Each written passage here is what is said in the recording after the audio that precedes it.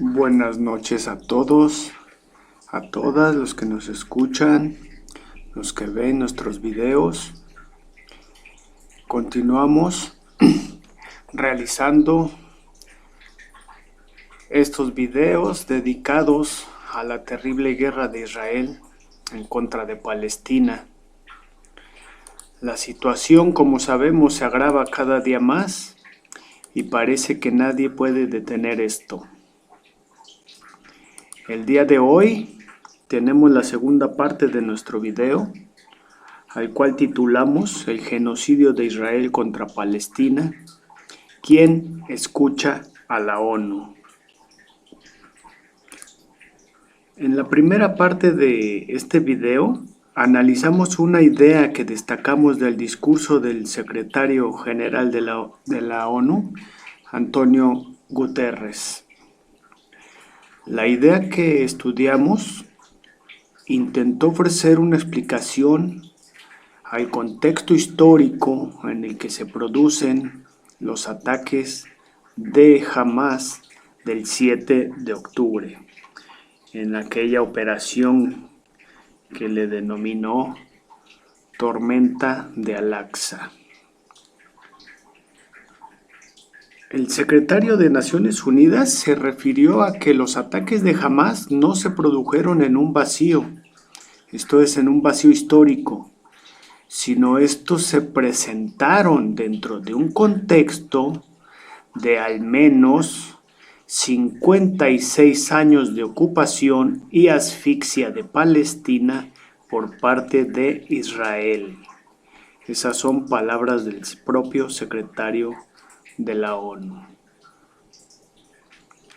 Y que ya en esa primera parte de nuestro video nosotros señalamos como un proceso histórico, ¿sí?, constituido por ese proceso de colonialismo, limpieza étnica, ocupación militar, bloqueo económico, desplazamientos forzosos, ocupación de territorios, de asentamientos de colonos en territorios de Palestina, promovidos por el propio Israel, etcétera, etcétera. Todo lo que insistimos en la primera parte de este video y que marcan la historia de las últimas décadas de Palestina. Que hay que decirlo, son décadas de violencia estructural contra Palestina, pero al mismo tiempo de violaciones al derecho internacional. En fin, creo que vale la pena ver esta primera parte del video en donde tratamos más detenidamente estos procesos y los pusimos en relación a las propias palabras que vienen en el discurso del secretario general de la ONU. Ahora bien, lo que ahora reflexionaremos en esta segunda parte del video también tiene que ver con el discurso de Guterres y se refiere a las violaciones al derecho internacional y al derecho internacional humanitario que el propio secretario general de la ONU denuncia en su discurso. Violaciones al marco internacional, al derecho internacional por parte de Israel sobre todo, y más particularmente en lo que se refiere a las últimas 3 semanas. Esto es, a partir del momento en que Israel declara la guerra, ¿verdad? A partir del 7 de octubre. La cuestión aquí es entender algunas problemáticas de fondo. Primero, ¿cuáles son las violaciones a las que se refiere el secretario de la ONU? Y sobre todo estas violaciones por parte de Israel. ¿Quién puede sancionar las violaciones al derecho internacional? ¿Por qué no se detienen estas violaciones al derecho internacional humanitario? En este sentido, ¿qué papel desempeña la ONU? ¿O puede desempeñar la ONU? O también, ¿quién puede, digámoslo más directamente, quién puede frenar las violaciones al derecho internacional que comete Israel de forma brutal, irracional y cínica en este genocidio contra palestinos civiles. Ahora bien, se trata también de entender estas violaciones al derecho internacional y sus consecuencias globales, es decir, sus consecuencias en las relaciones políticas entre los estados y sus formas de organización y representación de sus intereses. Esto es bajo los fundamentos de la supuesta gobernanza global. Entre comillas, estos términos, ¿verdad?, de gobernanza global, que así le denomina la ONU. Es decir, una especie de supuesta democracia política a nivel internacional en el que se representan de un modo pluralista e igualitario también estos conceptos entre comillas, ¿verdad?, en el que se representan de este modo los derechos e intereses entre los estados. Es decir, hasta qué punto estas violaciones al derecho internacional tienen consecuencias en este campo de las relaciones políticas. Pues bueno, entremos en materia. Primero tenemos aquí una breve síntesis en lo que se refiere a las violaciones al derecho internacional que señaló en su discurso el secretario general de Naciones Unidas. Sí, es decir, estamos estudiando nuestra tesis 2, ¿sí?, sobre las violaciones al derecho internacional, ¿sí?, en relación al discurso de Antonio Guterres. Él dice, básicamente señala estos elementos que vemos aquí. Primeramente nos dice, ninguna parte, permítanme ser claro, ninguna parte en un conflicto armado está o puede estar por encima del derecho internacional humanitario. Nos dice también, es necesaria y urgente la ayuda humanitaria sin restricciones y un alto el fuego inmediato. Sí, estos son los llamados que constantemente ha hecho el secretario, ¿sí?, sobre la ayuda humanitaria y sobre el alto el fuego inmediato. Nos dice también, en un momento crucial como este, es vital tener claros los principios, empezando por el principio fundamental de respetar y proteger a los civiles. Nos dice también, nada puede justificar matar, herir y secuestrar deliberadamente a civiles o el lanzamiento de cohetes contra objetivos civiles. También el secretario destacó la necesidad de que la ayuda humanitaria se entregue sin restricciones.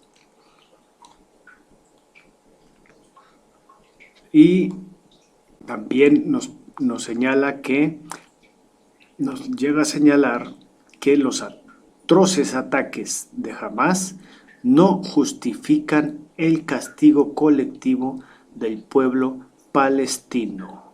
Y también, incluso subrayó, incluso la guerra, la propia guerra tiene reglas.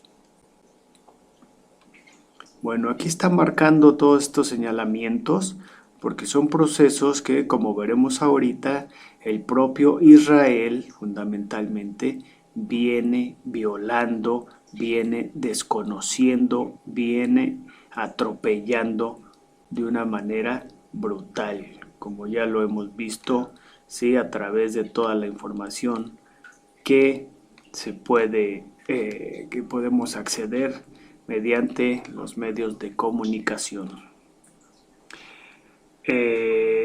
Por último, vemos en esta otra hoja otras ideas importantes respecto a esta cuestión de las violaciones al derecho internacional que nos señala, ¿sí?, el secretario general de Naciones Unidas.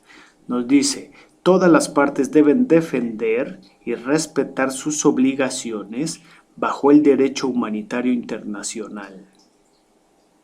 Se debe tener cautela en la conducción de operaciones militares para proteger a los civiles. Se debe respetar y proteger los hospitales y respetar la inviolabilidad de las instalaciones de Naciones Unidas que hoy albergan a más de 600,000 palestinos. Y sí, está señalando, estaban poniendo énfasis en las líneas que no se deben de cruzar y que corresponden al derecho internacional humanitario. Proteger a los civiles, también nos señala en su discurso, no significa ordenar a más de 1 millón de personas que evacúen hacia el sur, donde no hay refugio, ni alimentos, ni agua, ni medicinas y sin combustible, y luego continuar bombardeando el propio sur. Palabras también del propio secretario de Naciones Unidas. Por último nos dice, si bien está llegando algo de ayuda humanitaria a Gaza, esto representó una gota de ayuda en un océano de necesidades. El suministro de combustible de las Naciones Unidas en Gaza se agotará en cuestión de días y añadió, eso sería otro desastre. Bueno, aquí está alertando, ¿sí?, a todas las consecuencias que puede acarrear todos estos procesos, estos atropellos o agravios, ¿sí?, a la propia legalidad internacional, al propio derecho humanitario internacional. Dos cuestiones centrales. Aquí se refiere en general el secretario Guterres, ¿sí?, respecto a las violaciones del derecho internacional que las está cometiendo Israel y que está denunciando el propio secretario. La mayor parte del discurso se refiere, ¿sí?, precisamente a las violaciones fundamentalmente de Israel. En primer lugar tenemos el bloqueo total sobre Gaza. ¿Sí? Israel mantiene un bloqueo sobre el flujo y el suministro de alimentos, agua, electricidad, combustibles, medicinas. Si no hay combustibles, los hospitales están paralizados, ¿sí? Todo ello tiene a Gaza en una catástrofe humanitaria, ¿sí? Se necesita, en ese sentido, la ayuda con urgencia y sin restricciones, señala el secretario, ¿sí?, lo cual ya es una violación al derecho humanitario internacional. Es decir, decretar, ordenar y mantener el control, el bloqueo total de estos bienes, ¿sí?, básicos para el mantenimiento de la vida, es ya una violación al derecho humanitario internacional, ¿sí? Y todavía más, restringir cuando se trata del flujo de la ayuda humanitaria es otra más de esas violaciones, ¿sí?, a la legalidad internacional. Esto es lo que está señalando, ¿sí? Por eso señala el cese al fuego y por otro lado que corra y sin restricciones el flujo de la ayuda humanitaria. Sin embargo, también señala otro punto, ¿sí?, de las violaciones a la legalidad internacional, que se refiere a los brutales ataques y bombardeos indiscriminados, bombardeos aéreos a civiles, a edificios, a infraestructura, ¿sí?, que ya ha provocado la muerte de más de 8,000 palestinos civiles.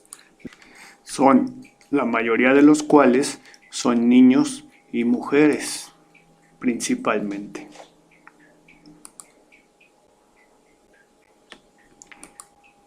Eso también, en este sentido, eso no es más que otra violación al derecho internacional, el no distinguir entre civiles y combatientes, hacer ataques masivos indiscriminados, es violación también al derecho internacional. De ahí que nos diga el secretario de Naciones Unidas, proteger a los civiles no significa ordenar a más de 1 millón de personas que evacúen hacia el sur. En un sur donde no hay refugio, no hay alimentos, no hay agua, no hay medicinas ni combustibles, ¿sí? Por ese mismo bloqueo total de Israel, ¿sí? Y encima de ello, bombardear el propio sur. Eso no significa protección a los civiles, eso es una violación terrible, dramática al derecho internacional humanitario. ¿Sí? Y eso es lo que está denunciando el propio secretario. Se deben respetar los hospitales, se deben de respetar incluso las instalaciones de Naciones Unidas, lo que no ha hecho Israel. ¿Sí? También ha bombardeado hospitales en el norte de Gaza, apenas a principios de semana bombardeó un hospital y hoy tenemos información de que está a punto de bombardear otro hospital, ¿sí? De que llamó a desalojar a las personas, ¿sí? Es una serie de violaciones a la legalidad internacional. En los hechos no se trata, como estamos viendo, no se trata entonces de una guerra contra Hamás. Se trata de un castigo colectivo sobre el total del pueblo palestino. Eso es lo que nos está refiriendo también el secretario de Naciones Unidas. Un castigo colectivo que no está discriminando, ¿sí? Que no está procediendo, ¿sí? Conforme al derecho humanitario. Por eso nos dice el propio secretario, en la guerra también hay reglas. Y diríamos entonces, Israel no las está respetando. Y digámoslo de una vez, la historia de la guerra contra Palestina es precisamente una historia de violaciones al derecho internacional. Israel lo sabe y el mundo se lo ha permitido. Por eso Israel no solo continúa resquebrajando la legalidad internacional, sino que puede, y además lo hace, profundizar al más terrible de los extremos este genocidio elevado a la tercera potencia, ¿sí? Provocando centenas, ¿sí? Millares de muertes o centenas de muertos cada día que pasa.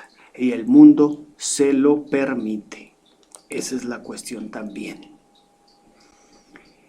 En síntesis, la historia de ocupación de Israel sobre Palestina es una historia de quebrantamiento y violación al derecho internacional. Lo dice el secretario cuando sintetiza que el pueblo palestino ha estado sometido a 56 años de ocupación sofocante. ¿Sí? La historia de ocupación de Israel sobre Palestina es una historia de ilegalidad que no ha recibido sanción alguna, es decir, que se ha tolerado en todas estas décadas.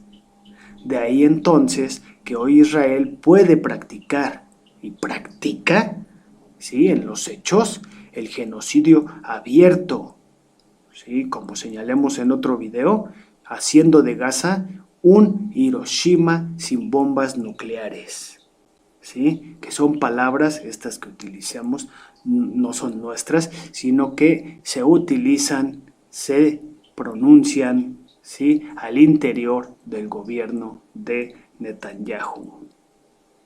La cuestión es por qué se ha permitido esta guerra de ocupación década tras década. ¿Por qué lo permitimos hoy? ¿Hasta cuándo vamos a permitir esta guerra de extinción contra el pueblo palestino? ¿En qué condiciones políticas vivimos como para que el mundo pueda tolerar y permitir este tipo de procesos?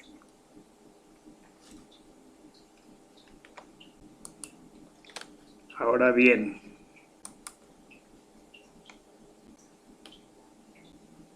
ante las violaciones al derecho internacional por parte de Israel, ¿qué papel puede desempeñar la ONU? ¿Por qué no procede a sancionar a Israel? ¿Por qué no detiene de modo contundente la guerra de Israel? ¿Por qué la ONU no actúa? ¿Por qué no se detiene al Estado genocida de Israel? ¿Por qué los llamados de la ONU se limitan, ¿sí?, a declarar un alto el fuego inmediato? Bueno, veamos las críticas y los cuestionamientos profundos, algunos de estos, que le han hecho los representantes de diversos países a este organismo de la ONU y que le hicieron este mismo día del 24 de octubre, en el que el secretario general expuso su discurso, sí, en la reunión del Consejo de Seguridad, es decir, el mismo día, sí, le expusieron los distintos representantes diplomáticos de los países, expusieron también sus ideas, hicieron sus señalamientos, sus denuncias y sus cuestionamientos a la ONU. Veamos algunas de estas para ir entendiendo el por qué no actúa, dónde están los límites de las propias Naciones Unidas. La primera que tenemos aquí es de Riyad al-Maliki, que es ministro de Relaciones Exteriores de Palestina, en donde instó al Consejo y a la comunidad internacional a poner fin a los actuales masacres perpetrados por la potencia ocupante, Israel, contra la población civil palestina. Y cito: el Consejo de Seguridad de la ONU tiene el deber de detenerlos, ¿sí? El fracaso continuo en este Consejo de Seguridad, es imperdonable. Por otro lado, el representante de Irán señaló que el Consejo se ha topado con obstáculos para tomar medidas decisivas sobre la situación, debido principalmente a Estados Unidos, que ha vetado más de 40 resoluciones. El apoyo inquebrantable de Estados Unidos a la ocupación y la agresión los ha convertido en una parte activa del problema.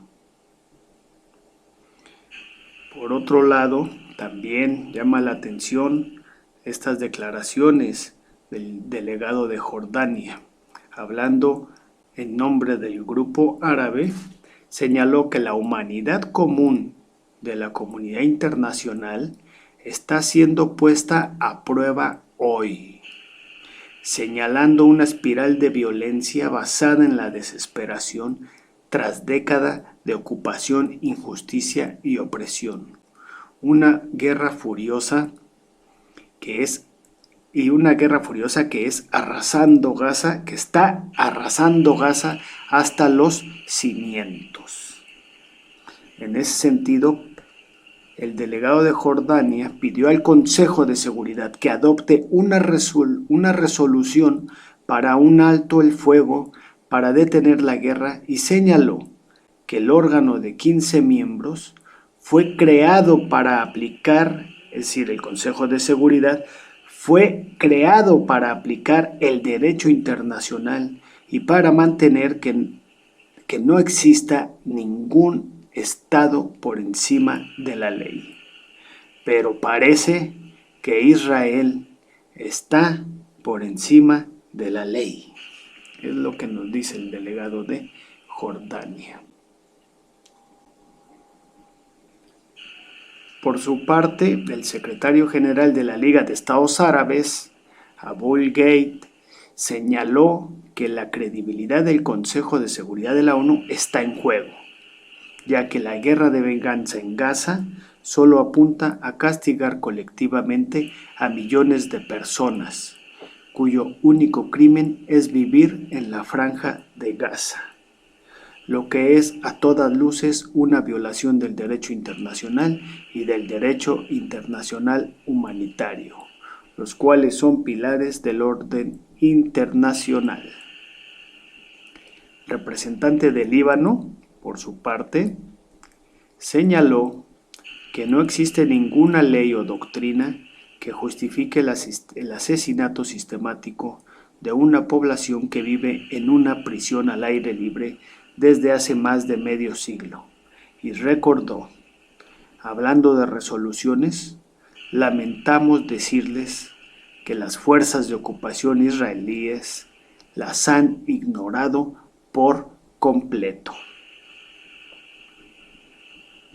Sí, han ignorado todas estas resoluciones, ¿sí?, que han emanado de las propias Naciones Unidas, y simplemente Israel las ha ignorado por completo. Es decir, una y otra vez, sistemáticamente, se trata de violaciones al derecho internacional.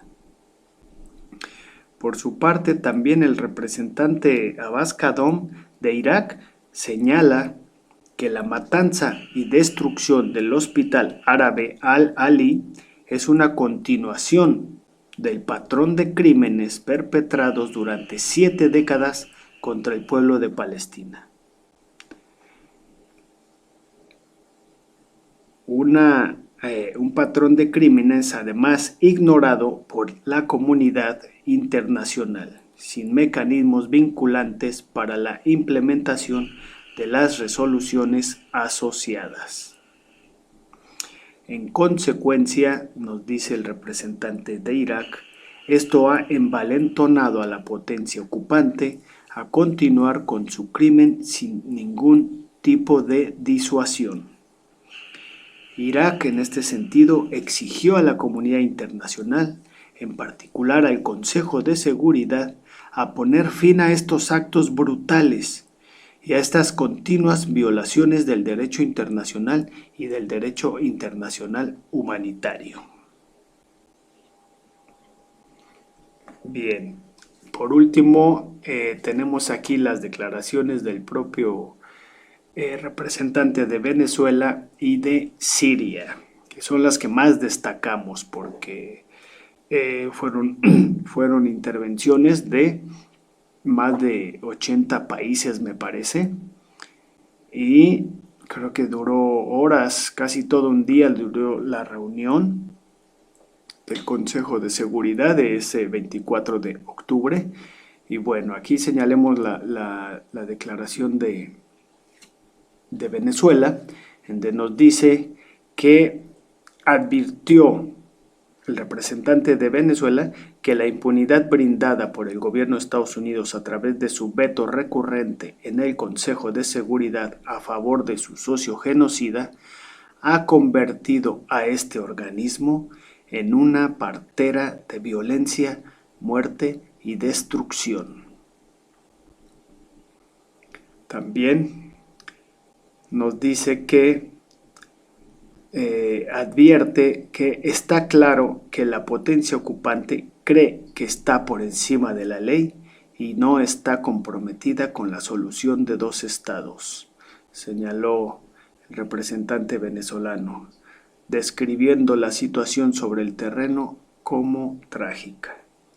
Bueno, y por último, el representante sirio, ¿sí?, Dijo que los ataques de Israel en Gaza no habrían ocurrido si algunos países occidentales no le hubieran dado carta blanca a Israel, que ellos llaman el derecho a la autodefensa, proporcionándole un paraguas de impunidad y protección.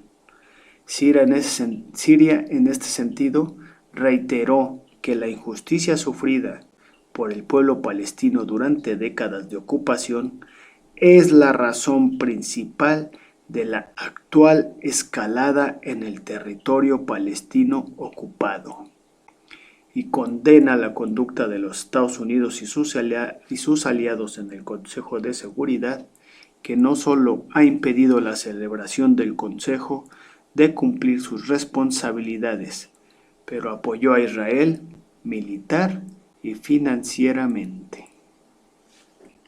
Bueno, en resumen, tenemos aquí los llamados, en primer lugar, los llamados, las declaraciones y los discursos del propio secretario general de Naciones Unidas. Y vemos cómo estos no trascienden. En segundo lugar, tenemos las multitudinarias protestas en las calles en muy diversos países en contra del genocidio y de la guerra, y cómo todo esto es recogido por los representantes diplomáticos de estos países, y vemos sus declaraciones al interior de la ONU, y vemos también que no trascienden, ya que la ONU no puede obligar a Israel a detener el genocidio, porque Estados Unidos tiene poder de veto en el Consejo de Seguridad. Y esto lo expuso muy bien el representante de Irán en estos puntos que señalamos hace un momento. Tenemos también la aprobación incluso de la resolución en la Asamblea General de Naciones Unidas, ¿sí? La aprobación del proyecto de resolución que presentó Jordania, ¿sí? Y que fue aprobado el 27 de octubre, esto es apenas el viernes, hace 2 días, ¿sí?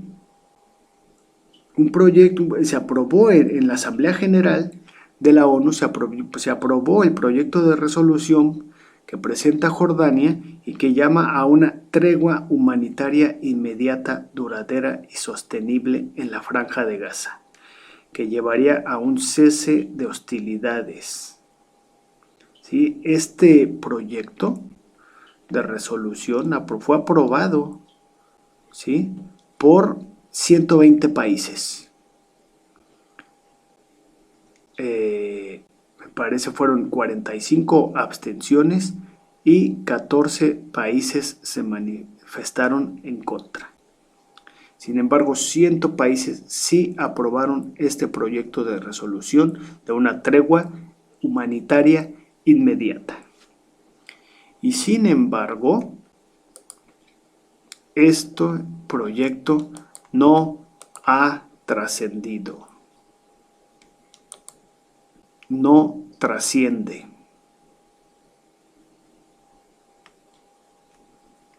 Ahora bien, no solo no trascienden los llamados de la ONU, ¿sí?, sino que encima de esto, y como si fuese una burla,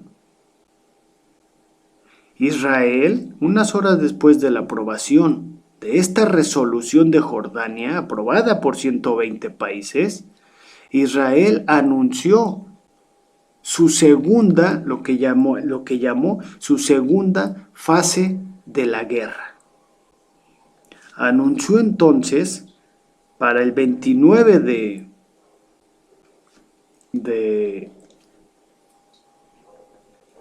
no fue el 29, Sí, fue entre el 28 y 29 de octubre. Israel anunció la segunda fase de la guerra, anunció también los inicios de una operación ya terrestre en el norte de la Franja de Gaza. Es decir, ya están entrando por tierra, invadiendo de alguna manera, ¿sí? Por tierra el norte de la Franja de Gaza. Aquí vemos esta fotografía. Sí, Israel también ya ha atacado un poco más a algunos blancos de Hezbollah en el Líbano.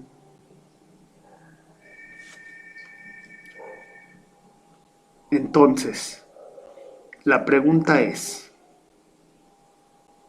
¿de dónde nace esta incapacidad de la ONU para detener los intereses de una potencia militar que viola sistemáticamente el derecho internacional?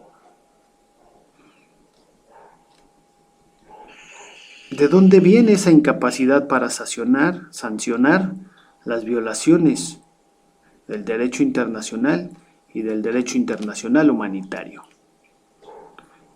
En ese sentido, ¿de dónde nace este reino de la impunidad en los marcos del derecho internacional? ¿Por qué no se procede a sancionar? ¿Sí? A Israel.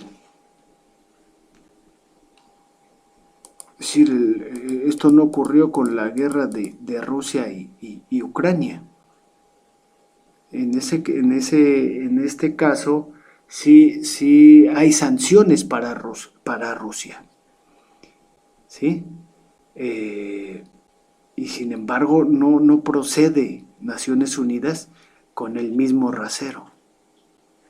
No procede de la misma forma. Bien. Entonces, la pregunta es, ¿de dónde nace esta incapacidad de la ONU? Y es que al no haber un freno, un contrapeso o un límite jurídico, político o diplomático, Israel tiene carta blanca para continuar. Y de hecho, ha procedido con esta continuación, declarando así una nueva fase de la guerra. Pero atención aquí, es esta permanente y sistemática violación del derecho internacional, amparada en su aliado Estados Unidos, la que le ha permitido a Israel todas estas décadas de limpieza étnica, apartheid y ocupación de los territorios palestinos. Y es toda esta ilegalidad e impunidad el fundamento sobre el cual Israel hoy declara la guerra a Palestina y continúa su guerra de exterminio. Como bien vimos, esto lo señaló el representante de Siria. ¿De dónde viene esa impunidad? Esa incapacidad de la ONU para sancionar violaciones del derecho internacional. Es esta la cuestión de fondo. Digámoslo claramente. Viene del poder real que pueda ejercer una potencia económica y política, como el del imperialismo de Estados Unidos. En lo real, no hay marco jurídico, diplomático, que pueda limitar el poder real de una superpotencia y de sus intereses. Eso solo existe o existiría en el mundo de la fantasía. De ahí que la ONU entonces solo pueda fungir el papel de adorno, de juguete, de una oficina de reportes sin trascendencia alguna en momentos cruciales como el de ahora. Lo que decía el representante de Palestina. Es un fracaso imperdonable de la ONU, ¿sí? Está perdiendo credibilidad total, decía otro representante, según vimos ahorita en los puntos que señalamos.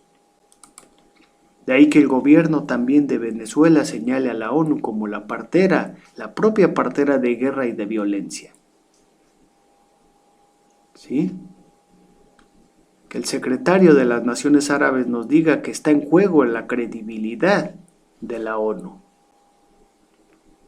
Lo que vemos entonces es que son los intereses, realmente son los intereses unilaterales de las superpotencias y su poder real lo que está por encima del concierto internacional, de la gobernanza global que denomina la ONU. Esto es de la arquitectura jurídica y política mundial. Es realmente el poder unilateral de una superpotencia la que dicta o lo que dicta las órdenes reales en el tablero político internacional. Esto es el verdadero rostro del sistema internacional, al cual llaman de forma manipulatoria como mundo libre. Incluso las propias voces de Israel, Eli Cohen, por ejemplo, llama así a su guerra contra Palestina, la guerra del mundo libre.